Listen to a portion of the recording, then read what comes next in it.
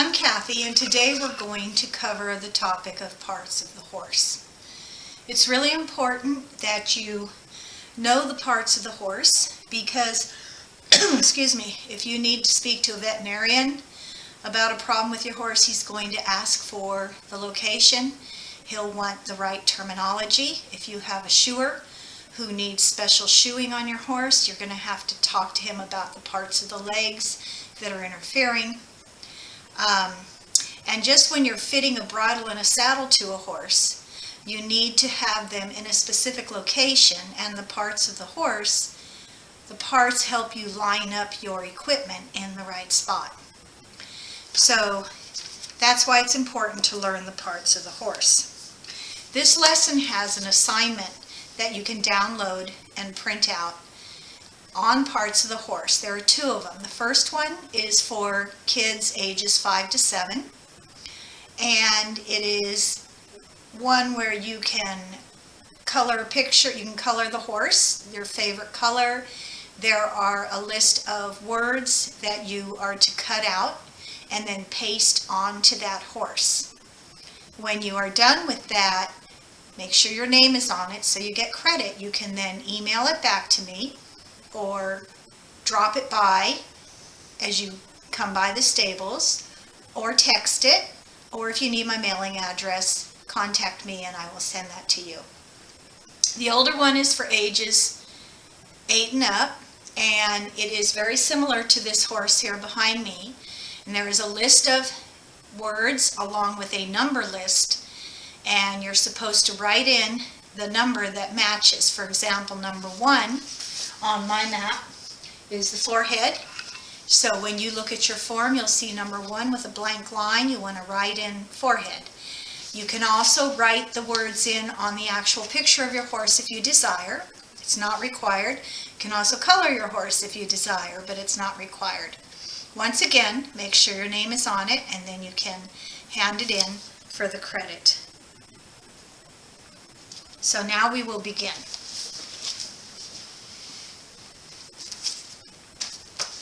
Okay, we're going to start at the head, and we're going to work our way back. We'll start with number 1, which is the forelock, and it is a lock of hair that falls between the ears, and it's like a lock of hair. A lot of the words that are used on horses are very common sense words.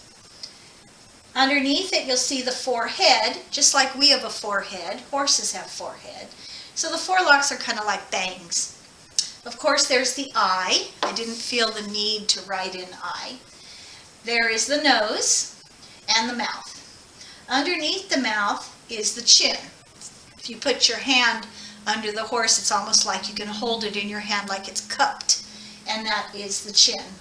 They actually, when they drink water and stuff, can actually hold water in there, and then they slurp it up, so it helps them with getting their food and their drink.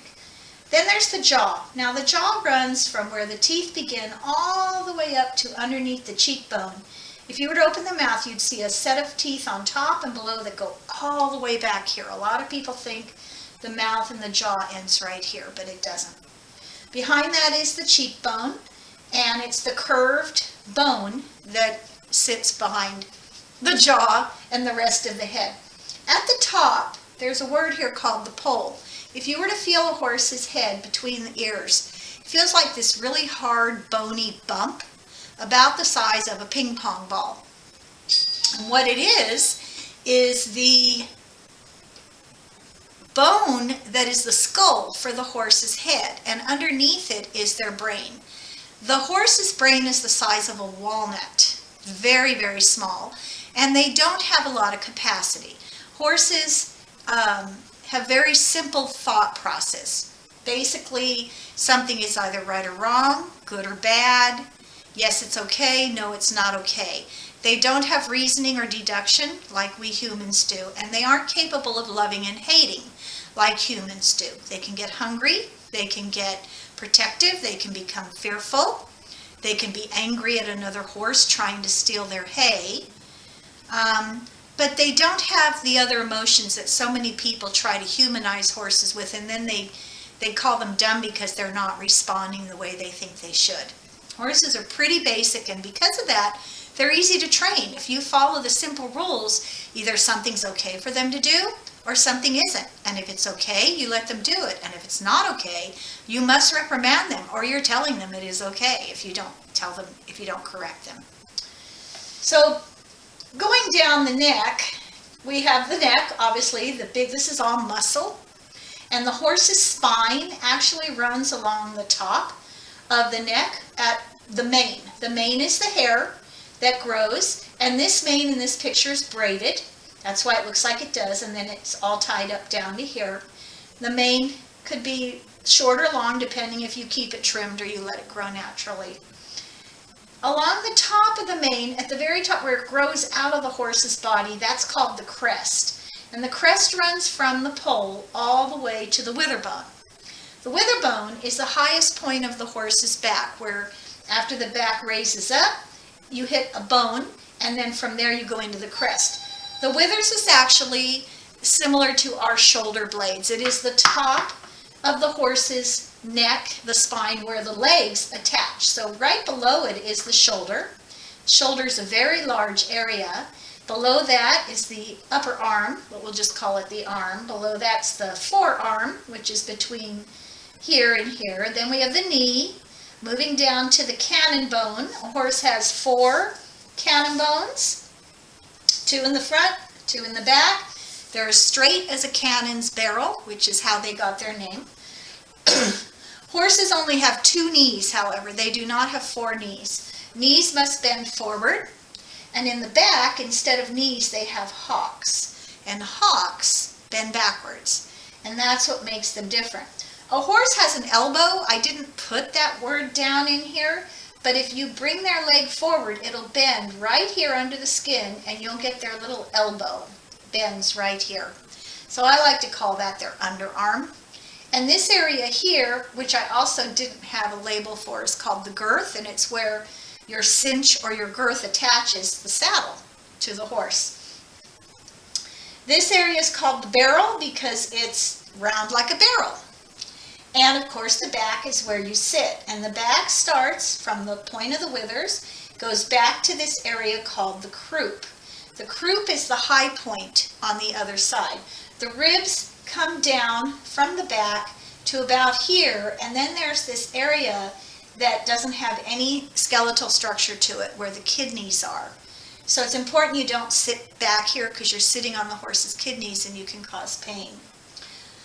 Continuing back down the leg, we have the fetlock joint, which is this round joint about the size of a baseball, depending on the size of your horse. Then the angled part, I call it the slopey part, is the pastern. And a horse has 4 pasterns, and it's the point between the fetlock joint and the hoof. There are 2 small bones inside of here that make up the fetlock, and they can actually bend right in between. They can curl, and so there's a lot of bones in here, a lot of bones.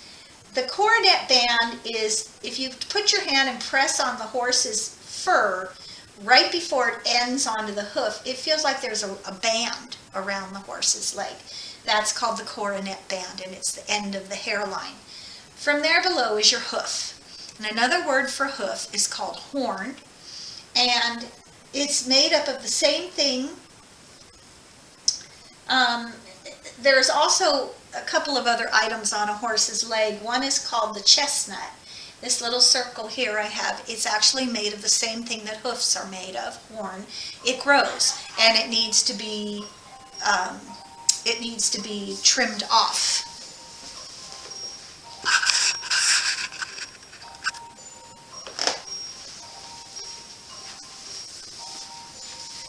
There's another part that is down here. It's called the ergot, and if you feel your horse's fetlock joint at the back end of it, you feel under the hair, you'll feel like a little tiny pinky size, sometimes even smaller, like a pen point size, and that is also made of the same material as the hoof.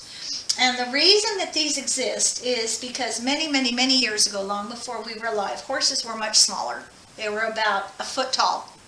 And they had to adapt to their environment, and they actually had toes. They had 4 toes. And as they became herbivores, meaning they don't eat meat, they live on foliage, the animals that do eat meat, such as lions, tigers, cougars, wildcats, the horses would be their food, and they would come and jump on their back and run up and bite their neck and bleed them out, and then that would be their feast. So what horses had to do is learn to run and get away to stay alive.